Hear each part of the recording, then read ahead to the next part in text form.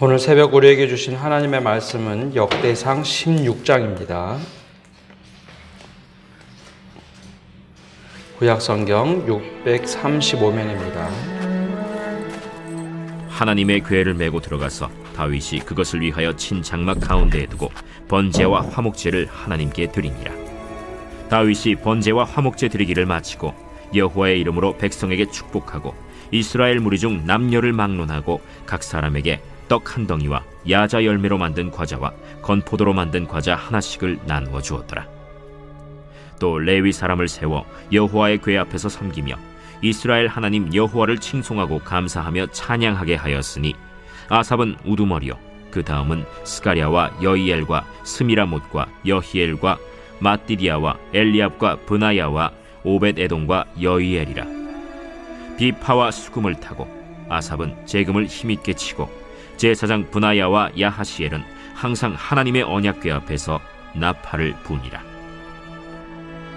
그날에 다윗이 아삽과 그의 형제를 세워 먼저 여호와께 감사하게 하여 이르기를, 너희는 여호와께 감사하며 그의 이름을 불러 아뢰며 그가 행하신 일을 만민 중에 알릴지어다. 그에게 노래하며 그를 찬양하고 그의 모든 기사를 전할지어다.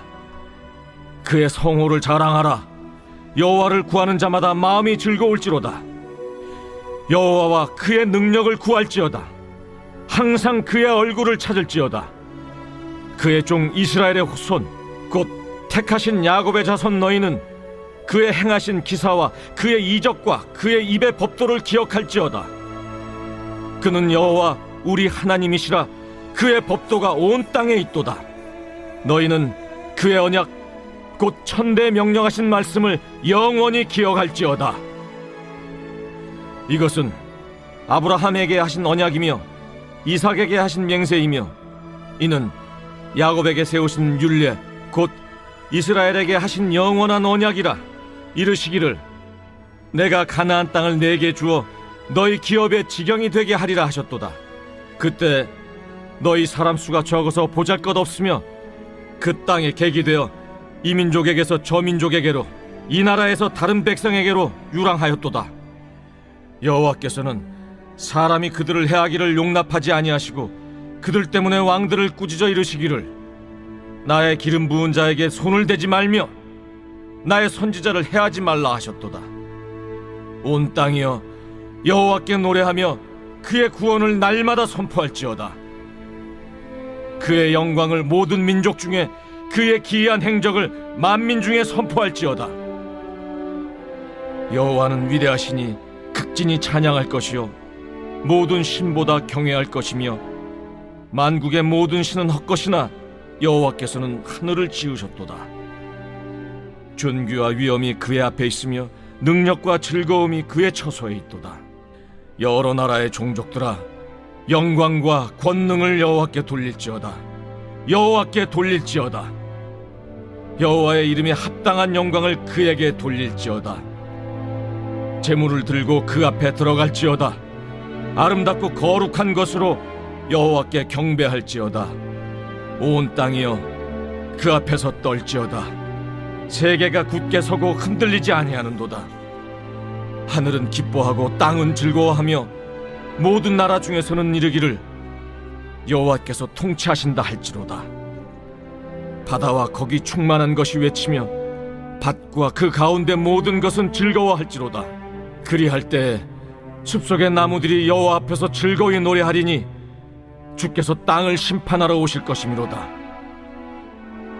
여호와께 감사하라. 그는 선하시며 그의 인자하심이 영원함이로다. 너희는 이르기를 우리 구원의 하나님이여 우리를 구원하여 만국 가운데서 건져내시고 모으사 우리로 주의 거룩한 이름을 감사하며 주의 영광을 드높이게 하소서 할지어다. 여호와 이스라엘의 하나님을 영원부터 영원까지 송축할지로다. 아멘! 하매 모든 백성이 아멘 하고 여호와를 찬양하였더라. 다윗이 아삽과 그의 형제를 여호와의 언약궤 앞에 있게 하며 항상 그 궤 앞에서 섬기게 하되 날마다 그 일대로 하게 하였고 오베데돔과 그의 형제 68명과 여두둔의 아들 오베데돔과 호사를 문지기로 삼았고 제사장 사독과 그의 형제 제사장들에게 기브온 산당에서 여호와의 성막 앞에 모시게 하여 항상 아침 저녁으로 번제단 위에 여호와께 번제를 드리되 여호와의 율법에 기록하여 이스라엘에게 명령하신 대로 다 준행하게 하였고 또 여호와의 인자하심이 영원하심으로 그들과 함께 헤만과 여두둔과 그리고 택함을 받아 지명된 나머지 사람을 세워 감사하게 하였고 또 그들과 함께 헤만과 여두둔을 세워 나팔과 제금들과 하나님을 찬송하는 악기로 소리를 크게 내게 하였고 또 여두둔의 아들에게 문을 지키게 하였더라. 이에 뭇 백성은 각각 그 집으로 돌아가고 다윗도 자기 집을 위하여 축복하려고 돌아갔더라. 오늘도 주님의 은혜 가운데 거하시는 복된 한 날 되시기를 바랍니다. 이 역대기 말씀 처음에 전했던 것처럼 역대기 말씀은 포로기 이후에 기록된 말씀입니다. 즉 이제 완전히 나라도 망하고 성전도 부서진 상태, 성벽도 흔들렸던 모든 상태에서 고향으로 돌아온 이후에 쓰여진 말씀. 그래서 오늘 우리가 읽었던 중간에 나오는 찬양시도 그 당시를 염두에 두고 썼다라고 생각하시면 됩니다. 우선 이것을 기억하면서 오늘 말씀 속으로 들어가 봅니다. 우리가 죽어서 천국에 간다면 그곳에서는 어떤 직책이 있을까요? 우리가 지금 교회에서 쓰고 있는 이 직분들, 목사, 장로, 집사, 권사라는 직책이 과연 있을까요? 아마 천국에 들어가면 이런 직책은 다 사라지고 아마 유일하게 남는 것은 찬양대 외에는 남지 않을까라는 생각을 해보게 됩니다. 왜냐하면 그곳에서는 누가 누구를 가르치는 것도 없고 어떻게 믿음 생활을 한다라는 것도 존재하지 않습니다. 하나님께서 직접 모든 것을 다스리기 때문에 우리가 할 수 있는 것은 아마 영원히 찬양하는 모습, 그것이 바로 우리들의 모습이 아닐까라는 생각을 해보게 됩니다. 어느 찬양에도 나오듯이 그 천국에, 즉 하나님이 다스리는 완벽한 나라에 들어가면 사람만 찬양하는 것이 아니라 모든 자연들로 하나님을 찬양하게 할 겁니다. 천둥과 번개는 박자를 맞출 것이고 우리가 무서워하는 회오리 바람이나 태풍은 아마 그것 자체로서 큰 찬양의 효과음을 내시겠죠. 그곳은 우리가 생각하는 것과 전혀 다른 곳일 겁니다. 새들이 지저귀는 것조차도 모든 것이 찬양으로 만들어서 하나님께 영광을 돌릴 겁니다. 요한계시록에 나오는 것처럼 아픔과 슬픔과 고통이 없는 곳, 하나님이 다스리는 완벽한 곳, 또 예수님께서 말씀하신 것처럼 하나님의 나라는 의와 평강과 희락, 즉 기쁨이 있는 곳이다 라고 하시죠. 사실 이 모든 것을 맛보는 것, 진수를 맛보는 것은 바로 교회이어야 합니다. 우리가 죽어서 들어가는 천국 이야기만을 너무 오랫동안 이야기하다 보니 이 땅에서 누리는 하나님의 나라에 대해서는 너무나 소홀하게 생각했는데 하나님의 나라의 그 진수를 맛보는 것, 바로 그것이 교회이어야 합니다. 또 교회가 그런 희락과 평강과 기쁨을 누릴 수 있는 그곳이 되어야 합니다. 오늘 다윗은 오랫동안 잃어버렸던 그 법궤를 예루살렘 성 안으로 이제 가지고 들어옵니다. 오베데돔의 집에 있던 그 법궤를 가지고 들어올 때 그가 굉장히 큰 기쁨을 누리게 되죠.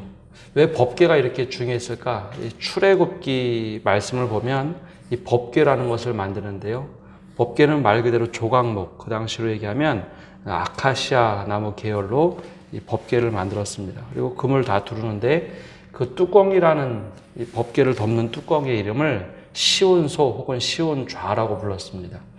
그 시온좌 위에는 두 그룹, 우리 한글로 번역해서 그냥 그룹이라고 하는데 이 그룹은 천사를 말합니다. 천사들이 날개를 이렇게 펴고 있는데 이것을 어떻게 이해했냐면 선지자들이 표현하는 것처럼 하나님의 발등상이라고 이해를 했습니다. 두 천사가 하나님을 이렇게 떠받치고 있다. 그래서 하나님의 발등상. 성경에 보면 곳곳에 하나님의 발등상 아래 또 혹은 하나님의 날개그늘 아래에 있다라고 하는데 이 제사장들이 성막에 들어가서 지성소에 들어가서 1년에 대제사장이 한 번 보는 곳, 그곳에 바로 이 성궤, 즉 법궤가 있었고 그곳은 하나님의 임재의 상징이었습니다. 이 법궤가 밖에 있다가 예루살렘 성, 즉 다윗 성 안으로 들어온다라는 것은 이제 드디어 하나님께서 우리와 함께 하신다라는 상징적인 사건이었죠.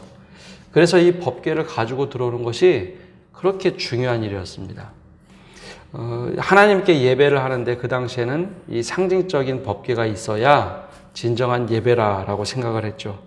그러니 이것을 위해서 얼마나 많이 노력을 했을까요? 어제 말씀에 나오는 것처럼 그는 제사장과 레위인들 862명을 동원해서 그 법궤 하나하나 이동하는데 온통 신경을 씁니다. 그리고 그것을 가지고 들어온 다음에 큰 감사와 고백을 하죠. 여기 이 순서를 잘 보면은 노력은 실제로 사람들이 하지 않았습니까? 레위인들이 하고 제사장이 했어요. 수고하고 노력한 것 사실 그 사람들이 했지만 정말로 하나님께 모든 영광을 돌리고 그 사람들을 잘했다고 칭찬하지 않습니다. 이것은 예수님께서 하시는 말씀처럼 우리의 정체성은 하나님께 최선을 다하고 영광을 돌리되 우리는 참 무익한 종입니다 라고 하는 고백이 있는 것이 바로 오늘 말씀에도 고스란히 등장을 합니다. 바로 교회가 이런 곳입니다. 내가 시간을 쓰고 내가 물질을 쓰고 하나님께 내가 최선을 다하고 나서 감사의 고백을 하는 곳이 교회입니다. 일반 직장이나 어디 다른 곳에서는 사람들이 노력하고 수고하면 그것에 대해서 보상으로 딱 끝나고 칭찬하고 딱 끝나는데 교회는 조금 독특합니다. 내가 수고하고 내가 노력하고 내가 섬기고 한 다음에 그것이 딱 끝나는 것이 아니라 그 마지막에 하는 것은 다 수고하고 노력한 다음에 하나님께 감사의 고백을 드리는 곳이 교회입니다. 참 이상하죠? 다른 곳에서는 사실 이런 곳이 없어요. 어디 가서 봉사를 하고 수고를 하고 노력을 하면 사람들이 박수를 쳐주고 수고했다 격려를 해줘야지 마지막에 끝나는데 교회는 또 그런 모습도 있지만 정말 제일 중요하게 여기는 것은 노력하고 애쓰고 수고한 다음에 하나님께 감사를 드리는 것. 이것으로 꼭 마치웁니다. 교회는 바로 그런 곳입니다. 오늘 말씀에도 보면 이 법궤를 다 이동하고 나서 딱 성막에 임시로 예비된 성막. 왜 임시로 예비됐는가 하면 그 전만 해도 회막이라고 불렀습니다. 회막은 펼쳤다 접었다 펼쳤다 접었다. 그래서 이동할 때마다 펼치고 그 안에 법궤를 넣는데 지금 여기서 말하는 성막은 성전이 지어지기 바로 이전에 임시 거초를 다윗이 만든 겁니다. 다윗이 성전을 짓고 싶어 했지만 하나님께서 뒤에 보면 너는 피를 너무 많이 흘렸다. 그리고 너는 너무 분주하다 해서 다윗이 성전 짓는 것을 막습니다. 그래서 다윗이 임시로 거처를 만들었는데 이것을 보고 성막이라고 불렀죠. 이 성막에 딱 들어오는 다음에 제일 먼저 한 것, 사람들이 박수치고 기뻐했는가? 그것이 아니라 하나님께 제일 먼저 예배를 드립니다. 이것 자체가 은혜고 기쁨이라는 거죠. 수고하고 노력했는데 제일 먼저 한 것은 레위 사람들 축하하고 노력했다가 아니라 그 분주한 가운데 제일 먼저 이제 예배 드려야 된다. 빨리 예배를 준비하라 해서 예배를 드리죠. 그리고 나서 독특한 것은 3절 말씀처럼 이스라엘 무리 중 남녀를 막론하고 각 사람에게 떡 한 덩이와 야자 열매로 만든 과자, 건포도로 만든 과자 하나씩을 나누어 줍니다. 이 모습은 어떤 모습을 상상하시면 되는가 하면 교회를 다 짓고 나면 뭐를 하는가 하면 입당 예배를 드립니다. 교회를 다 짓고 나면 입당 예배를 드리는데 마치 이것이 입당 예배와 같은 겁니다. 성막에 법궤를 딱 놓은 다음에 예배를 다 드리고 나서 레위인들만 너희들 수고했다가 아닙니다.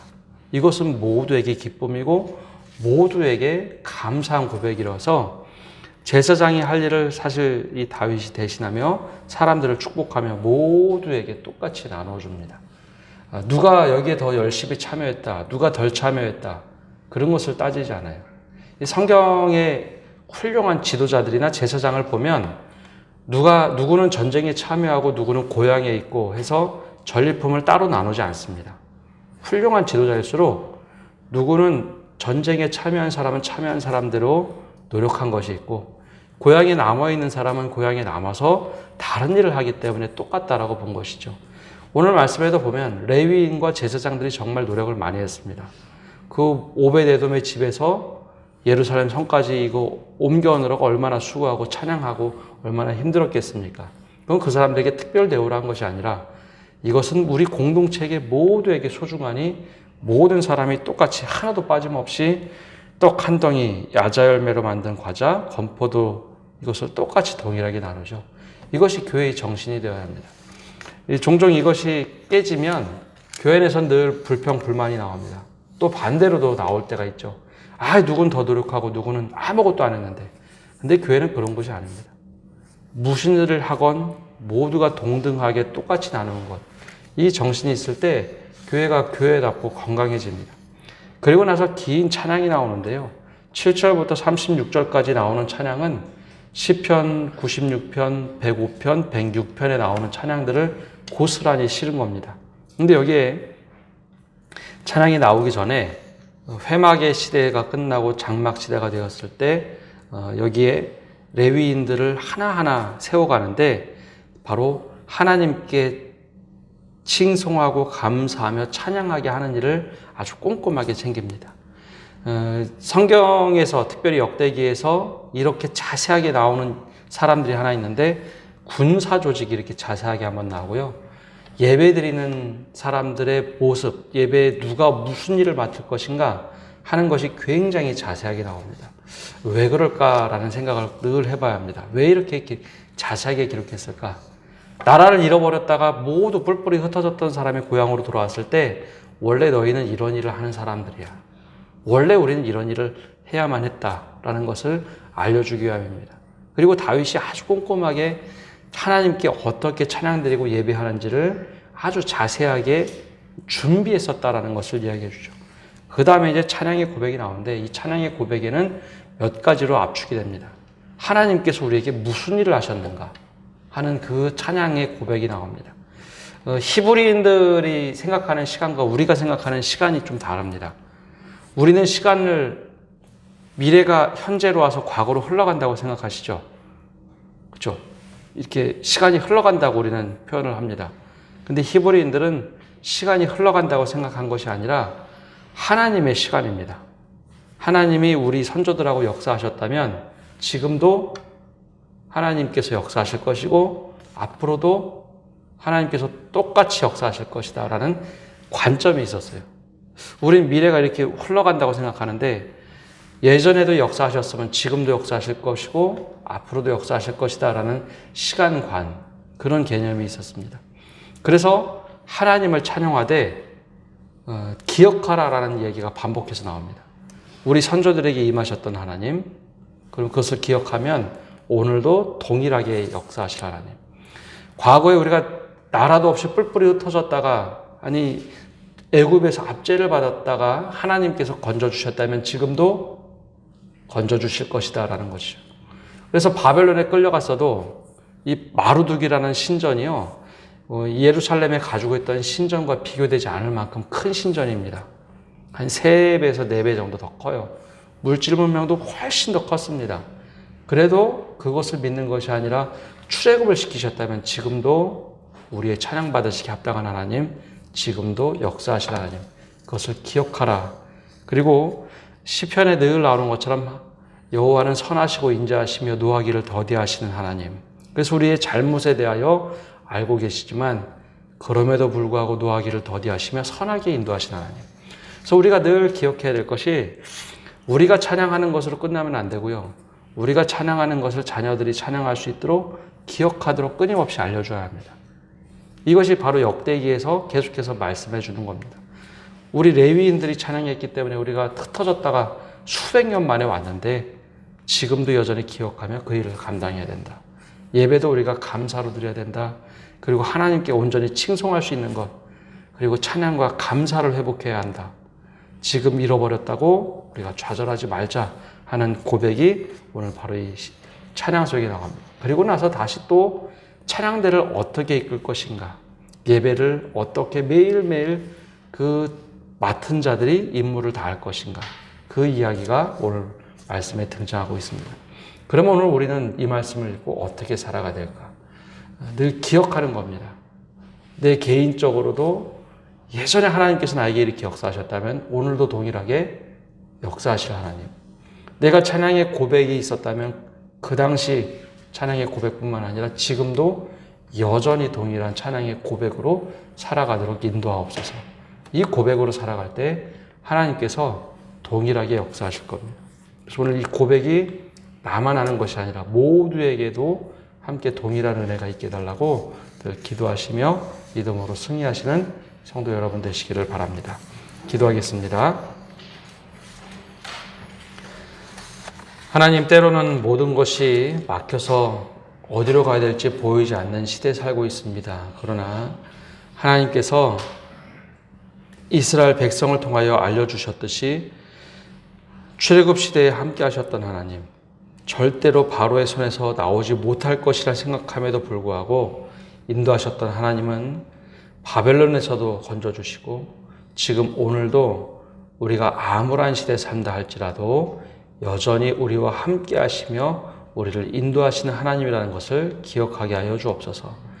우리가 믿음을 그냥 단지 믿고 살아간다에 그치는 것이 아니라 늘 주님께서 하신 일을 기억하며 여전히 오늘도 일하시는 하나님이라 고백하게 하여 주시고 우리 입에서 하나님께 영광을 돌리고 또 감사와 찬양의 고백이 끊이지 않고 늘 삶 속에서 고백되게 하여 주옵소서. 그래야 하나님의 역사하시는 것을 눈으로 보게 하여 주시고 몸으로 느끼게 하여 주시고 우리의 삶에 그 고백으로 가득 채워주시는 은혜를 경험하게 하여 주옵소서. 오늘 한 날도 주님께 모든 것을 맡겨드립니다. 우리 세밀한 것까지 주님께서 지켜주시고 인도하여 주옵소서. 예수님의 이름으로 기도합니다. 아멘.